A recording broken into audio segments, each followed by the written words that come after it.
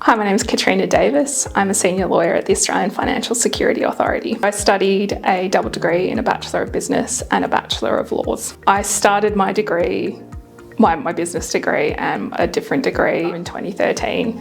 Then during 2014, I decided that I wanted to study law.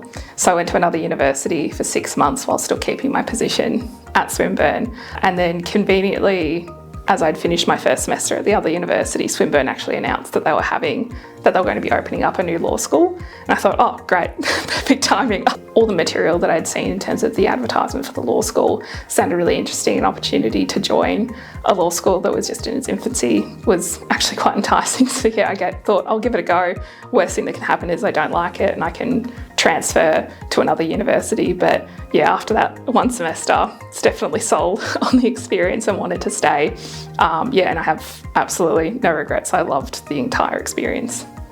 So being one of the first people to have gone through the law school, to be the first graduates, to be the first people applying for clerks, was obviously an incredibly daunting experience, but it also was exciting in the sense that I had the opportunity to be the first admitted lawyer.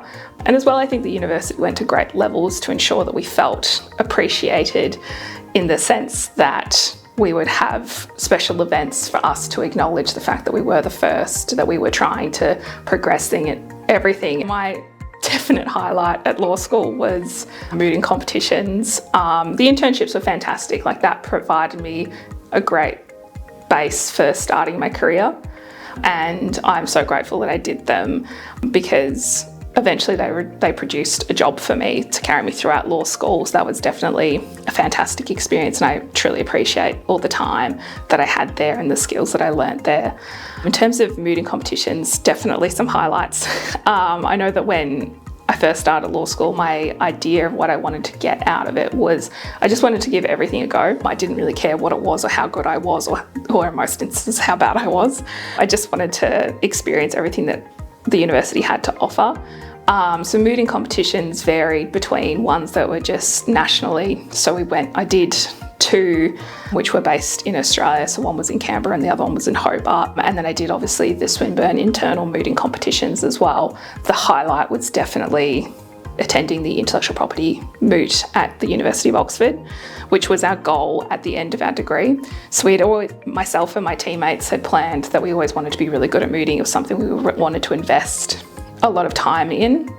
And so we sort of set up this plan with the university to get us engaged in more state or university or national based mooting competitions to build up those skills. And yeah, the intellectual property moot at the University of Oxford is you have to make an application in the sense of your submissions. And when we got in, I can remember those details exactly. I was at work, I was at the coroner's court. I hadn't heard back the result and if we'd gotten into the mooting competition or not at Oxford. I didn't know if we're going to England in a couple of months or not. It was past the deadline. I thought, we haven't gotten through. That's why they haven't told us anything. And then I remember getting the email and seeing Swinburne University listed on the list of finalists, so the top 28 that was invited to attend Oxford. And I was just shaking. I was ecstatic. I think I even cried. And it was just a wonderful feeling. And then, yeah, the way that the entire law school really rallied around myself and the team and my teammates was just phenomenal. By the time that we went, we had spent months preparing for it, and it was an absolutely phenomenal experience for myself and my teammates, and I definitely cherish it. It was one of the biggest highlights of my time at Swinburne. I'm incredibly grateful for the opportunity, and yeah, I loved it. I've definitely stayed in contact with my classmates. I'm marrying one of them in a few years, but no, I've definitely got some really great friends. I would definitely say the most important people in my life are friends that I've made through Swinburne Law School. I remember my first class with Professor Amanda Scardamalio, and she mentioned that the people that you're sitting next to are going to become like the people you're going to work with in the future, and that you're going to be able to create really great friendships. And I thought, oh yeah, right, I don't really like any of these people next to me, but I was proven wrong tenfold. The really close group of friends that I made throughout law school and are just so important to me now. I definitely keep in contact with them. I think in terms of the change that I've seen in Swinburne over the decade has definitely been their engagement in terms of we're no longer dealing with a law school that started off with about 75 people. So a bit more of a force to reckon with, in the sense that everything is just more set up and established. There's processes. So I think I've sort of seen the law school settle more so into its own and who it is, and where it sits in terms of the entire legal profession, which has been really lovely to see. I started at the Coroner's Court of Victoria. I had a job, everything lined up when I graduated and became a fully fledged lawyer. And conveniently, just before I graduated, I remember walking up to Amanda and telling her, I don't actually want to be there anymore. I want to give private practice a go. It had nothing to do, it wasn't a reflection of the Coroner's Court. I loved my time there, but I always had my heart set on being a private practice lawyer. So Amanda found me the amazing opportunity to go and work at a private practice firm called Mills Oakley. I worked there, I did my graduate rounds there, and I definitely got my private practice experience and then decided that it was not for me. I definitely enjoyed the work, but the whole lifestyle, I think, just wasn't suited to what I actually thought that I wanted.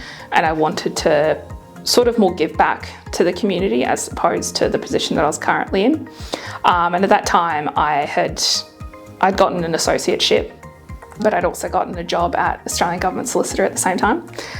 So I didn't go ahead with the associateship, and I went and joined Australian Government Solicitor in their civil claims team. So my work there was mostly, to describe it in a nutshell, was whenever someone tries to sue the government, my team would handle it. I have really, really fond memories of my time at AGS. My colleagues were phenomenal. The knowledge that's within AGS is just unparalleled to anyone. After being at AGS for a few years, I was then offered the opportunity, which they refer to as an outpost, which is essentially a secondment, out to a government department, which was the Australian Financial Security Authority. It was meant to be 3 months, and then it turned into 6 months, and then I think they're going to turn it into 9 months, and then eventually I got offered a position here. And I just really, again, similar to Swinburne, loved the opportunity to really make a difference and help grow a department or an organisation or an entity. And yeah, I've loved working here, and I never thought that I'd be dealing with bankruptcy law, but it's definitely something that I enjoy, in the sense that litigation has always been my strong suit. It's always been my passion, and keeping busy, and I've never had a moment to dislike the work that I do here. My advice to either people who are trying to get into law or throughout their law degree, or even when leaving, is just to really think about your career progression and what you want that to look like. I think something that people don't really take into consideration all that much is the fact that you're going to come out the other end with the exact same degree that everyone else has got. My advice to that would be to really have a long, hard think about what your resume is going to look like and what's going to differentiate yourself from that. I know that was something that made me really consider what I wanted to do and how I was going to do that. Take control of every opportunity that comes your way and grab it with both hands. So, for example, mooting competitions, fantastic experience for litigation work. Joining your law society and joining the committee. I know that for myself, I joined as the promotions officer and then moved up to president, which was something that was looked upon favourably in my job applications. And the scholarships the university generally provides, another fantastic opportunity. I remember applying for a scholarship to go to Vietnam for a humanitarian rights conference, and turns out only 5 people applied for it. And I got it, and I had an absolute blast for a week with people who were like-minded, who cared about giving back and contributing. My next piece of advice would be more on a very serious note, in terms of mental health is an incredibly big issue in the legal profession. And I think people try to imitate what they see in the media about lawyers of, oh, here, it's really cool to be working back late, or I'm working on this huge matter. Working late and working hard is always going to be a part of being a part of the legal profession. We work incredibly hard, and I don't see that changing. But something that you need to take into consideration is the general statistics about mental health issues within the legal profession. And my advice to all students is, or prospective lawyers or prospective law students, is always take that very seriously and take care of yourself. Your mental health is something that you won't get back. And if you do, it's going to take a tremendous amount of work in order to do that. So really be kind to yourself, take the breaks that you need. My third little piece of advice would be just give things a crack and give it a go. I think a lot of people become really reserved and wanting to make sure they do everything right, and we become very A-type personalities, wanting to make sure that everything's perfect. I think people will appreciate, and I know that I appreciate that with the lawyers that that work for me and that prepare things for me, is that I don't really care if they're going to do it perfectly the first go. I just care that they've tried and that they're willing to learn, and that we can work together to make them into great lawyers. And something that I found really endearing about the legal profession was that although we are against each other most of the time, we do really come together when it comes to representing our clients and our clients' interests, and really talking to each other as human beings, as people, and trying to sort out matters to really benefit our clients' interests. So I would definitely, as a piece of advice, be nice to your fellow students, because you might work with them one day, or you might be working against them one day. So just be nice, take care of your mental health, make the most of every opportunity that comes your way, and just enjoy it. It's great.